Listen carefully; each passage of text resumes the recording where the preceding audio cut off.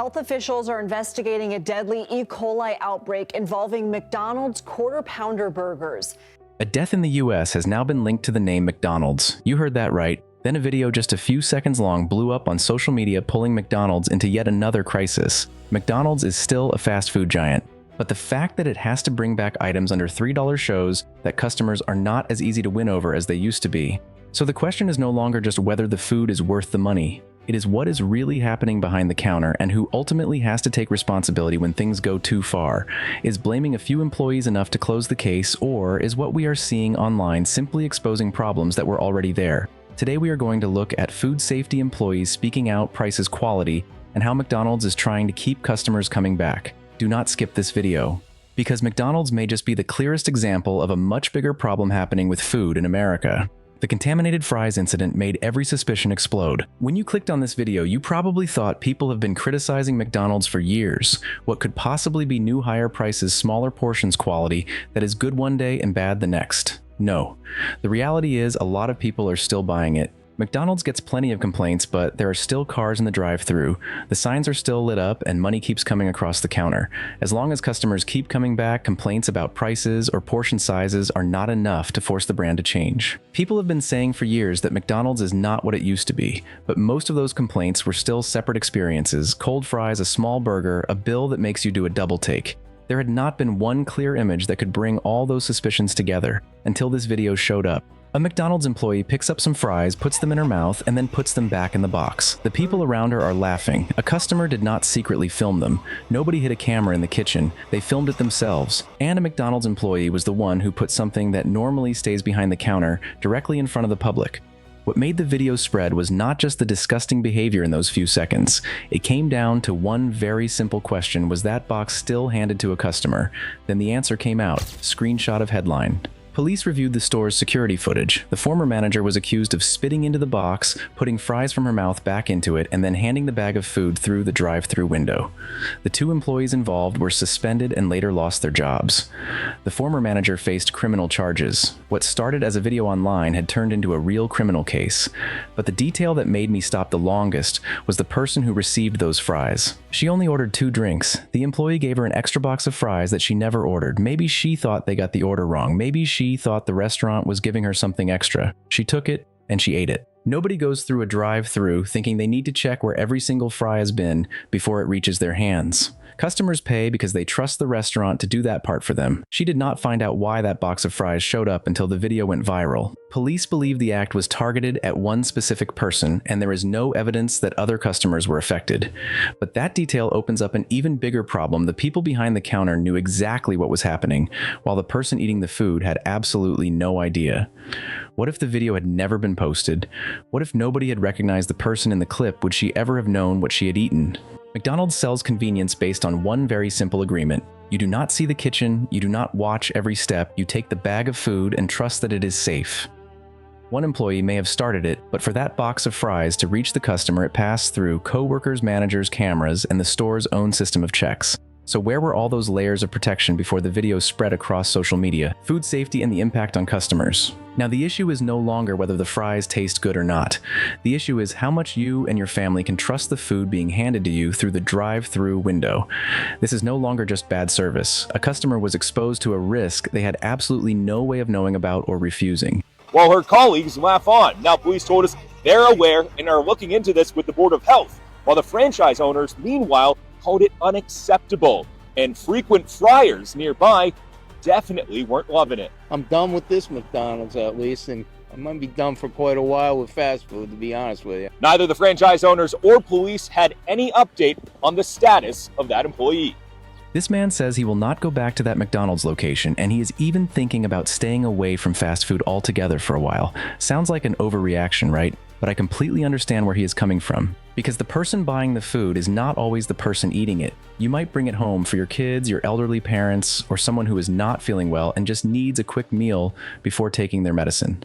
At that point, your own family could be affected too. Would you willingly eat fries that had been in someone else's mouth? Of course not, but the customer had no idea, so she never had the chance to say no. The food box still looked completely normal from the outside.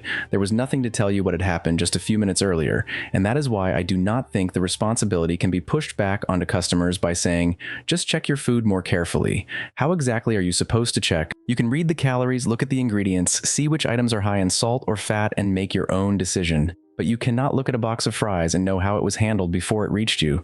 That has to be stopped inside the restaurant. So why was it not stopped? A fast food restaurant does not operate with just one person. Employees work next to each other, someone is in charge of the shift, and there are procedures requiring contaminated food to be thrown away. If just one link in that chain had done the right thing, those fries should never have reached the customer. But there is a major problem here. The person accused of doing it was the manager. That means the person who was supposed to catch misconduct, stop it, and protect customers became the person lower-level employees had to stop, and at that point, saying just report, it sounds a lot easier than it actually is. They would have to speak up against the person who makes their schedule, decides how many hours they get each week, evaluates their performance, and can directly affect their income. I am not saying that to excuse the people who were there. If you see food being contaminated and still let it go out to a customer, you are responsible for that choice. But a safety system cannot depend only on hoping that a lower-level employee will be brave enough to stand up to a manager right in the middle of a shift. If McDonald's wants customers to trust them, employees need another way to report something like this. Fast, clear, and safe enough that they know stopping a manager from doing something wrong will not get them in trouble too. After everything became public, the people involved lost their jobs, health officials got involved, and the franchise owner condemned what happened. Good. But by then the customer had already been exposed to the risk. Firing someone can deal with the person who did something wrong. It does not answer the question of who will stop a manager next time before the food leaves the kitchen. And to be fair, one restaurant does not represent all of McDonald's. But when the person who is supposed to protect the process can also be the person who breaks it, this is no longer just about one individual's behavior. If the person who is supposed to keep the entire shift safe is the one accused of breaking those safeguards, then what are the reporting procedures and employee protections actually worth? Employees speak out about problems and risk losing their jobs. Things that happen behind the counter usually only come to light when someone on the inside decides to bring them out into the open. In 2017, a McDonald's employee in Louisiana named Nick did exactly that. He posted this photo online and said it showed a part that had been removed from the ice cream machine at the store where he worked. McDonald's later said that this part does not come into direct contact with food and needs to be cleaned regularly. So looking at the photo alone and concluding that McDonald's ice cream was contaminated would be going too far. But to me, the real value of that photo is something else. It came from someone who was actually standing behind the counter. Customers only see the ice cream when it is handed to them. Employees see the machines before the restaurant opens, how they are cleaned, the corners. Most people never notice what happens when the store gets extremely busy, and how management responds when something goes wrong. They are not standing outside guessing. They are living inside that process every single day. So when an employee decides to show the public something they have seen, I have to pay attention. Not because employees are always right, not because a social media post can replace an official inspection, but because they can show us things that ordinary customers have almost no way of seeing for themselves. And I am grateful to the people who are willing to do that, because they do not just make a post and disappear from the story. They still have a job, still have managers, still need their shifts, their paycheck, and that income to survive.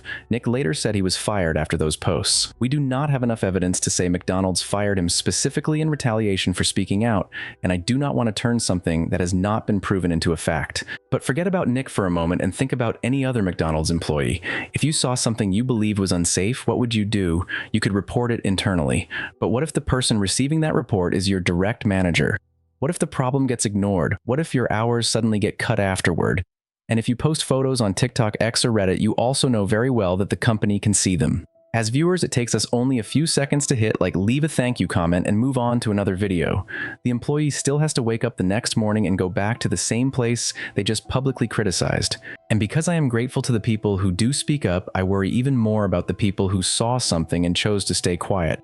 Not necessarily because they do not care. Maybe they need enough hours to pay rent. Maybe their whole family depends on that paycheck. Maybe losing what looks like an ordinary job could throw their entire next month into chaos. It is easy for us on the outside to say, if you see something wrong, just report it. But a good system should not make customer safety depend on whether an employee is willing to gamble with their livelihood. If McDonald's wants people on the inside to speak up, those employees have to believe someone will listen. The problem will actually be investigated, and the person who reports it in good faith will not be the one who gets into trouble first. Because if employees start believing that staying quiet is safer than speaking up, customers will only find out when something finally makes its way onto the internet. But there is another problem at McDonald's that does not require an employee to take behind-the-scenes photos for us to notice. You see it every time you pay. Just look at the receipt. Higher prices, smaller portions, and lower quality.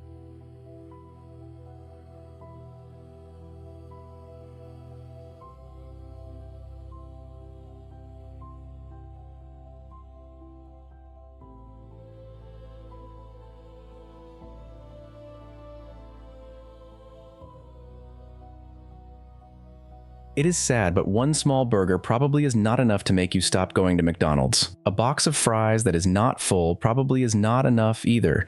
Maybe the food is cold this time, maybe something is missing from your order next time, and you might still shrug it off and move on.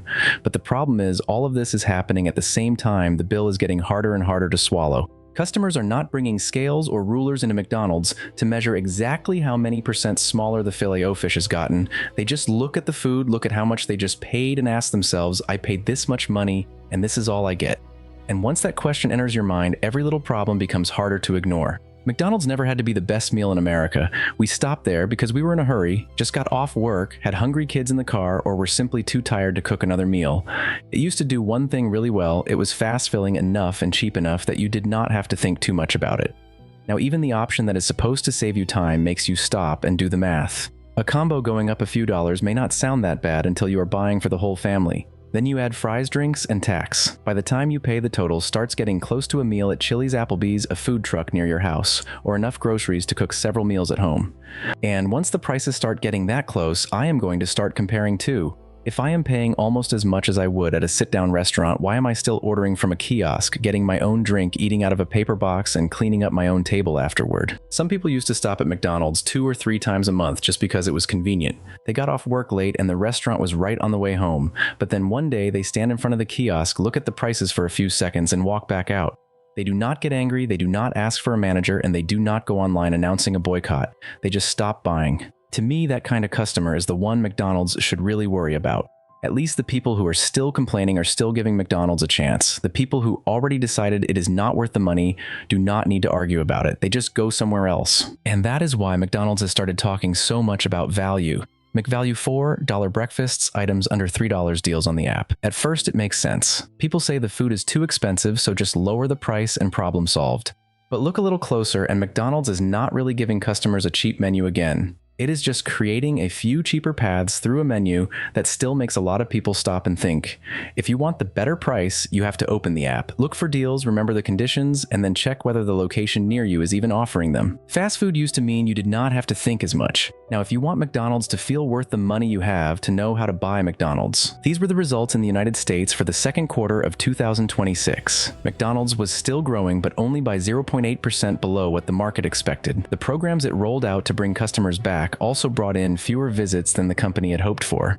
0.8% still sounds like growth, right? But remember what McDonald's had already done. It rolled out deals, lowered prices, and tried to remind customers that fast food could still offer value, and people still did not come back in the numbers McDonald's wanted. I find that pretty interesting. If high prices were the only problem, discounts should have fixed a lot more than this. A coupon can knock a few dollars off the bill. It cannot make the portion bigger, it cannot make the fry box fuller, and it cannot suddenly make the quality consistent again. A discount only fixes the number on the receipt. It does not automatically make people feel like McDonald's is worth the money the way it used to be. And when the food itself is no longer enough to bring customers back, McDonald's has to find another reason. One that a lot of Americans have been carrying with them since childhood memories. Nostalgia marketing growing revenue and cutting costs.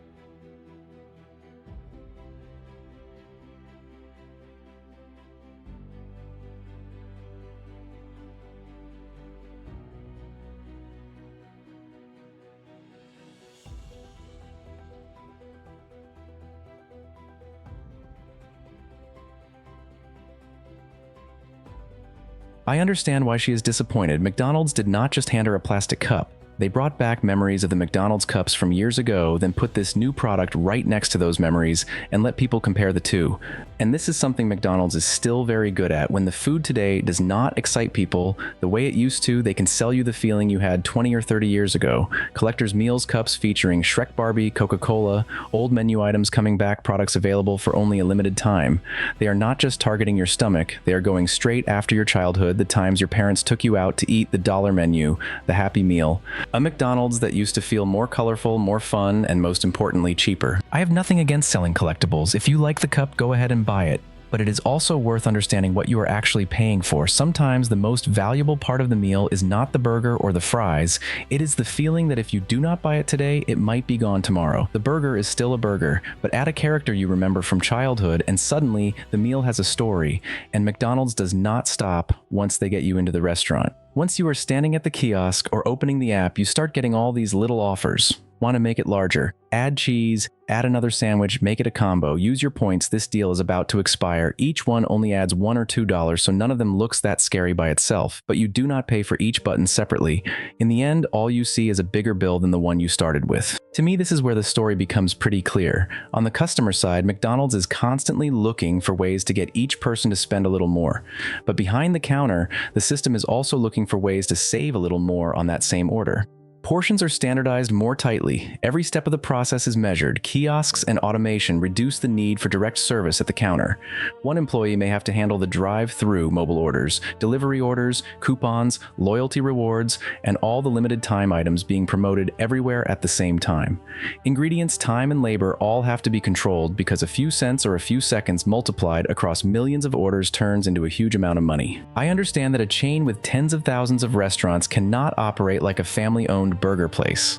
They need consistency, they need speed, and they need to control costs. But that is exactly where the contradiction is. In front of the counter, customers are being sold memories, familiarity, and that old feeling of fun.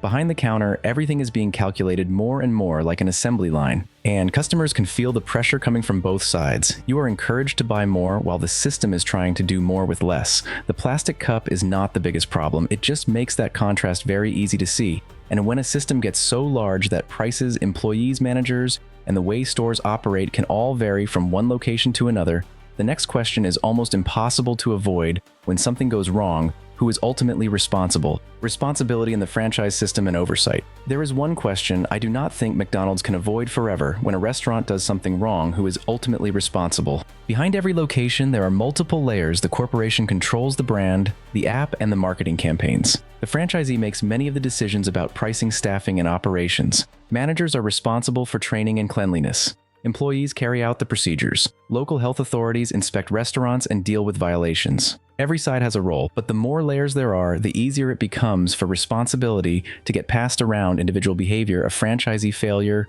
poor training procedures that existed but were not followed correctly. And maybe every one of those explanations is partly true. I'm not denying that some violations really do come down to one individual, and you cannot blame an entire system for something one person deliberately chose to do. But I also do not like how easily these stories can end with the sentence, "It was just one restaurant." If a brand is big enough to make customers believe they know what they're going to get at thousands of locations, then that brand also has to take responsibility when that consistency disappears in things that matter as much as safety training and oversight. Even promotions show how fragmented this system can be. A campaign can be advertised across the entire country, but not every restaurant has to offer it the same way. The logo and the advertising may be the same, while the prices and the experience can still be different. What I am asking here is this: why does the problem only get addressed after a video goes viral? A fast response is still a response after the damage has already happened. Do cameras actually prevent misconduct, or do they just help people watch it afterward? Are employees safe when they report something? If the brand is unified when it comes to selling food, responsibility cannot suddenly become fragmented when something goes wrong. Trust starts with the name McDonald's, and responsibility should too. From McDonald's to American food and the gap with the rest of the world. We started with McDonald's, but at this point I think it would be too easy to conclude that this is just a problem with one fast food chain. McDonald's is simply where these problems are easiest to see. Look a little wider and you start seeing the same kind of system in burgers, sandwiches, coffee, fast food, and even prepared meals. Prices are higher, food is more standardized, portions are harder to compare, and sometimes just figuring out what you are actually paying means opening an app, looking for deals, using points, and reading through a long list of conditions. I have nothing against technology or promotions. If the app saves you money, great. If a combo costs less, use it. But I think there is one question we are overlooking: is the food industry competing to make better food or competing to get us to buy more? Combos, reward points, limited time items, collector's items, deals that are about to expire, all of them give you another reason to come back. Meanwhile, behind the counter, employees still have to work faster, handle more orders, and keep everything moving at the expected pace. And in the end, customers are left doing the part that is missing: reading reviews, watching viral videos, checking ingredients, looking up health inspection records. I do not think an ordinary lunch should require that much investigation. That is why I want to compare the United States with other places. Not to say Europe, Japan, or any other country is always better. That kind of comparison is too easy. Look at more specific things instead. Does the same product use the same recipe? How much of a person's income does the price take up? How are additives and food labels regulated? How are restaurants inspected? Can employees report misconduct without being afraid of losing their jobs? I do not need America to have the cheapest fast food in the world. I want to know whether Americans are getting the level of quality, transparency, and control that matches the amount of money they are paying. Because a food system can be very fast, very large, and very profitable, but if people are being asked to pay more, guess more, and protect themselves more and more, then maybe the question is no longer where McDonald's is going wrong. Maybe the real question is who this entire system is being built to serve. McDonald's did not become a problem overnight. Nothing in this story should come as a huge surprise. Higher prices, the feeling that quality has gone down, pressure behind the counter, and the gap between the brand and the actual customer experience have all been building for a long time. That video was just the thing that suddenly made all those suspicions much easier to see. And looking back at the whole story, I think the most worrying part is not one isolated incident. It is the fact that so many problems can stick around long enough for us to get used to them. I am still glad you noticed the problem and clicked on this video, but are you going to keep accepting it as normal? Leave your thoughts in the comments below. Thanks for watching. I will see you in the next video.